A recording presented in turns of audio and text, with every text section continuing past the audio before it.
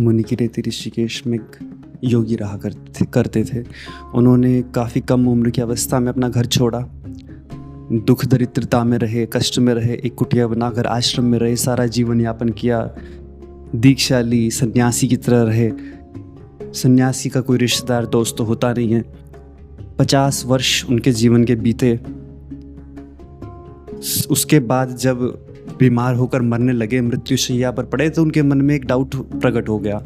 एक डाउट आ गया कि कदाचित शायद ये मोक्ष की, परमात्मा की, वैराग्य की बातें झूठी हैं, क्योंकि मैंने जीवन भर योग की साधना की, लेकिन उसके बावजूद भी मुझे कोई सिद्धि की प्राप्ति नहीं हुई।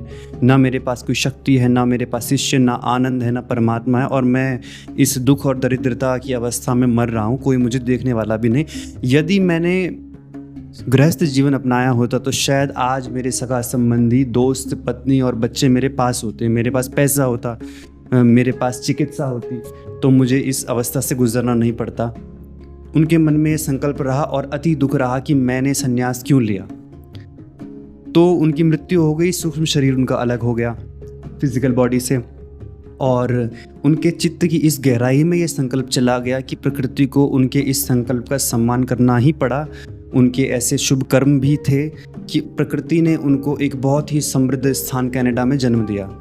वहाँ पर उनके पास बहुत अच्छा बिजनेस, बहुत अच्छी एजुकेशन, बहुत अच्छे पेरेंट्स, दोस्त, रिश्तेदार, बहुत अच्छा शरीर था।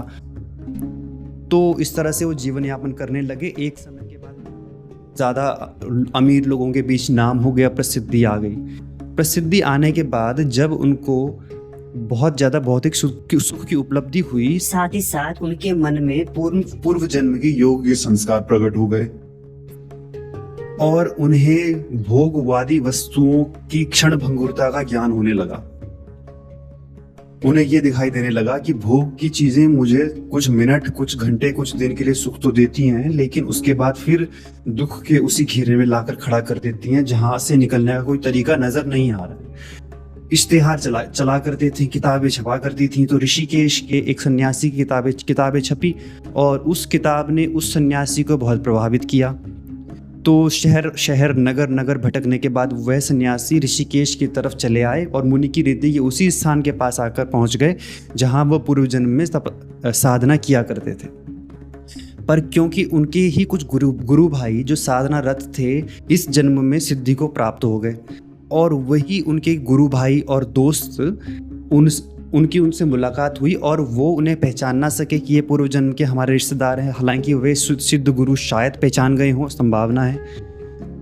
तो वो उनकी सन्यास की विचारधारा, ज्ञान और वैराग्य की क्षमता से बड़े प्रभावित हुए।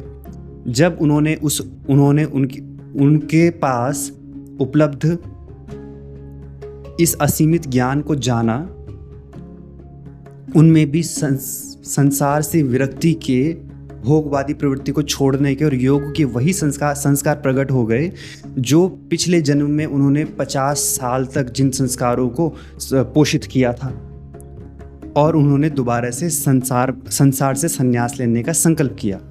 लेकिन इस बार के संकल्प में पिछले बार के संकल्प से बहुत भेद था कि पिछले जन्म के लिए वे संकल्प में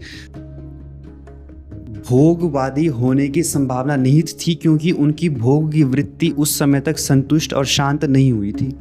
लेकिन इस जन्म में भोग की वृत्ति इस तरह से रूपांतरित हो गई थी कि अब भोग उन्हें अपनी तरफ खींचते नहीं थे। जितने भी प्रकार के समस्त भोग इस धरातल पर प्रकट हो सकते थे, वे सभी भोग वो भोग चुके और देख चुके थे कि इन सभी प्रकार के भोगों को भोगने के बाद भी मुझे कोई संतुष्टि नहीं मिलती। और उन्होंने दोबारा से संन्यास ग्रहण किया, सन्यासी की तरह रहे, योग साधना की, और इस जन्म में क्योंकि वो वैराग्य से परिपूर्ण थे और सिद्धों का साथ था, तो वो उनको भी सिद्धि उपलब्ध हुई।